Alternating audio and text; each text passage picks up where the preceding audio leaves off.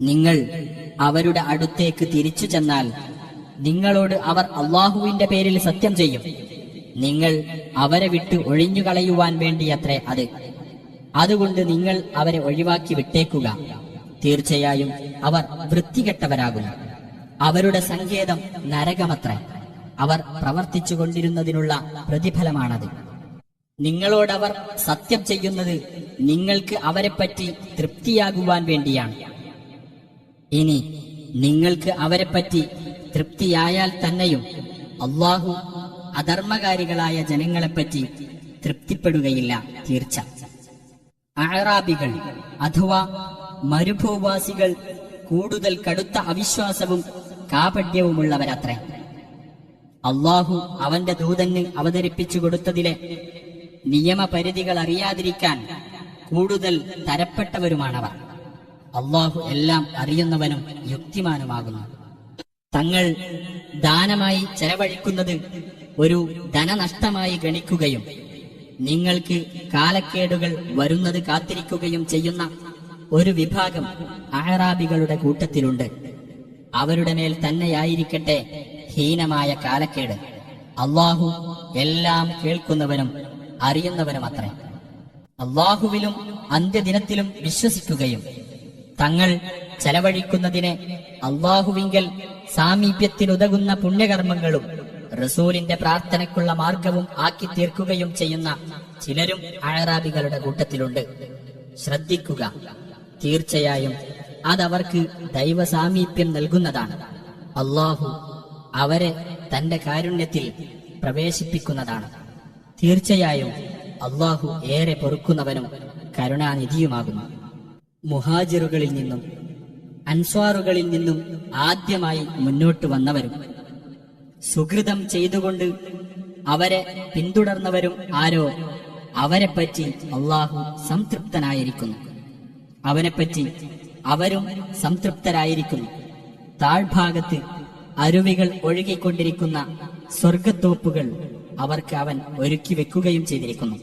എന്നെന്നും അവരതിൽ നിത്യവാസികളായിരിക്കും. അതത്രേ മഹത്തായ ഭാഗ്യം. നിങ്ങളുടെ ചുറ്റുമുള്ള അഅറാബികളുടെ കൂട്ടത്തിലും കപടവിശ്വാസികളുണ്ട്. മദീനക്കാരുടെ കൂട്ടത്തിലുമുണ്ട്. കാപട്യത്തിൽ അവർ കടുത്തുപോയിരിക്കുന്നു. നിനക്ക് അവരെ അറിയില്ല, നമുക്ക് അവരെ അറിയാം. 2 പ്രാവശ്യം നാം അവരെ ശിക്ഷിക്കുന്നതാണ്.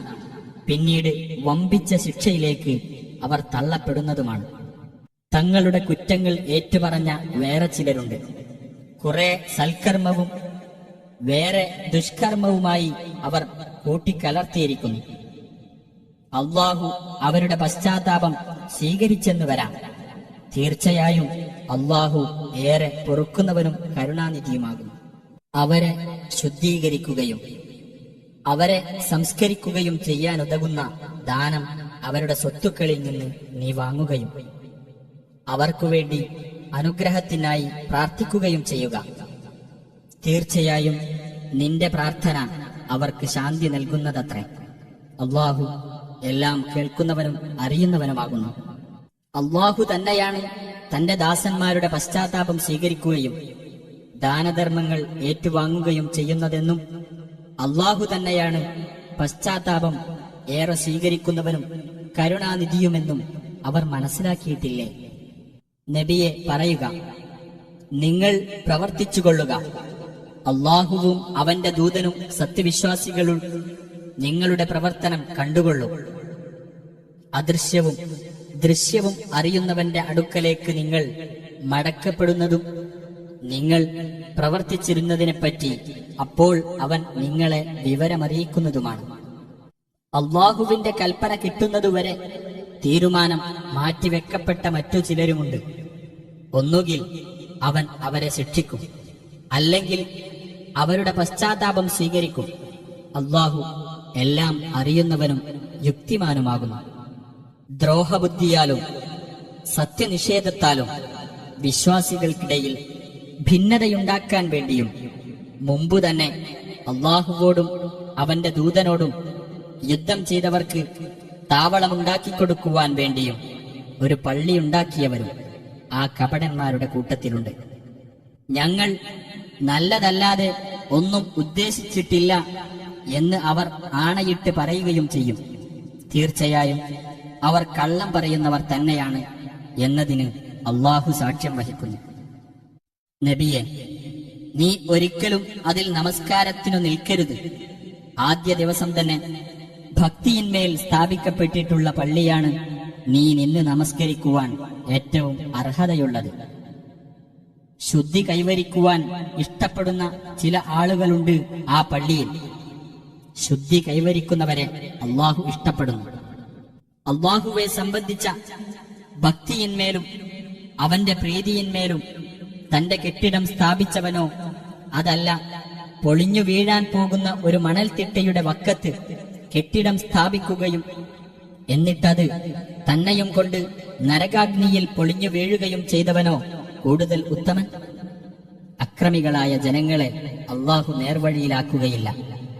അവർ സ്ഥാപിച്ച അവരുടെ കെട്ടിടം അവരുടെ ഹൃദയങ്ങളിൽ ആശങ്കയായി തുടരുന്നതാണ്.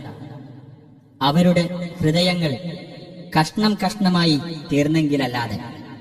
അള്ളാഹു എല്ലാം അറിയുന്നവരും യുക്തിമാനുമാകുന്നു. തീർച്ചയായും സത്യവിശ്വാസികളുടെ പക്കൽ നിന്ന് അവർക്ക് സ്വർഗമുണ്ടായിരിക്കുക എന്നതിനു പകരമായി അവരുടെ ദേഹങ്ങളും അവരുടെ ധനവും അള്ളാഹു വാങ്ങിയിരിക്കുന്നു. അവർ അള്ളാഹുവിന്റെ മാർഗത്തിൽ യുദ്ധം ചെയ്യുന്നു. അങ്ങനെ അവർ കൊല്ലുകയും കൊല്ലപ്പെടുകയും ചെയ്യുന്നു. അങ്ങനെ അവർ സ്വർഗാവകാശികളാകുന്നു. തൗറാത്തിലും ഇഞ്ചീലിലും ഖുർആനിലും തന്റെ മേൽ ബാധ്യതയായി അള്ളാഹു പ്രഖ്യാപിച്ച സത്യവാഗ്ദാനമത്രേ അത്. അള്ളാഹുവേക്കാൾ അധികം തന്റെ കരാർ നിറവേറ്റുന്നവനായി ആരുണ്ട്? അതിനാൽ നിങ്ങൾ അള്ളാഹുവുമായി നടത്തിയിട്ടുള്ള ആ ഇടപാടിൽ സന്തോഷം കൊള്ളുവിൻ. അതുതന്നെയാണ് മഹത്തായ ഭാഗ്യം. പശ്ചാത്തപിക്കുന്നവർ, ആരാധനയിൽ ഏർപ്പെടുന്നവർ, സ്തുതി കീർത്തനം ചെയ്യുന്നവർ, അള്ളാഹുവിന്റെ മാർഗത്തിൽ സഞ്ചരിക്കുന്നവർ, കുമ്പിടുകയും സാഷ്ടാംഗം നടത്തുകയും ചെയ്യുന്നവർ, സദാചാരം കൽപ്പിക്കുകയും ദുരാചാരത്തിൽ നിന്ന് വിലക്കുകയും ചെയ്യുന്നവർ, അള്ളാഹുവിന്റെ അതിർവരമ്പുകളെ കാത്തു സൂക്ഷിക്കുന്നവർ, ഇങ്ങനെയുള്ള സത്യവിശ്വാസികൾക്ക് സന്തോഷവാർത്ത അറിയിക്കുക.